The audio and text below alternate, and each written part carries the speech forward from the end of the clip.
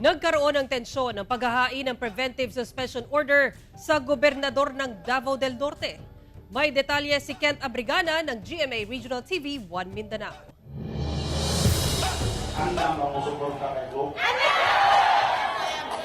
Nagtipon-tipon ang mga taga-suporta rin Davao del Norte Governor Edwin Hubahib sa provincial capital sa Tagum City kahapon ng umaga.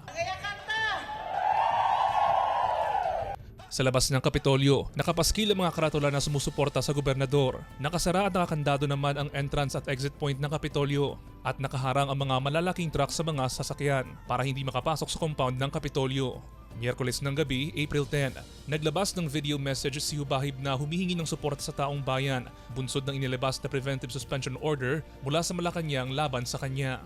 Huwebes ng umaga nang isinilbi ng DILG ang preventive suspension order sa gobernador pero bigong makapasok ang ahensya sa Kapitolyo para ibigay ang kopya nito. Kaya ipinaskil na lang ang nasabing order sa bakod sa labas ng Kapitolyo. Sinalubong naman ito ng hiyawan at pagtutol mula ng mga taga-suporta ni Governor Hubahib.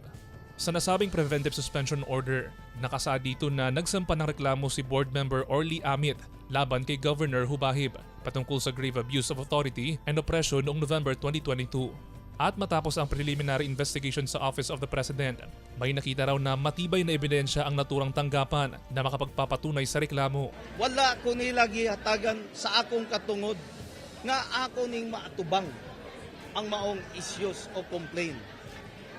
Busa, di ko mohawa sa akong posisyon. Nakatakda namang mag-file ng temporary restraining order sa Supreme Court si Governor Hubahib. Huwebes ng umaga, April 11, na-appoint si Vice Governor Oyo Uy bilang OIC Governor ng probinsya sa loob ng 60 days. Sinusubukan pa ng GMA Regional TV 1 Mindanao na makuha ang panig ni Board Member Orly Amit at ni Vice Governor Uy. Mula sa GMA Regional TV 1 Mindanao, Kent Abrigana, nagbabalita para sa GMA Integrated News.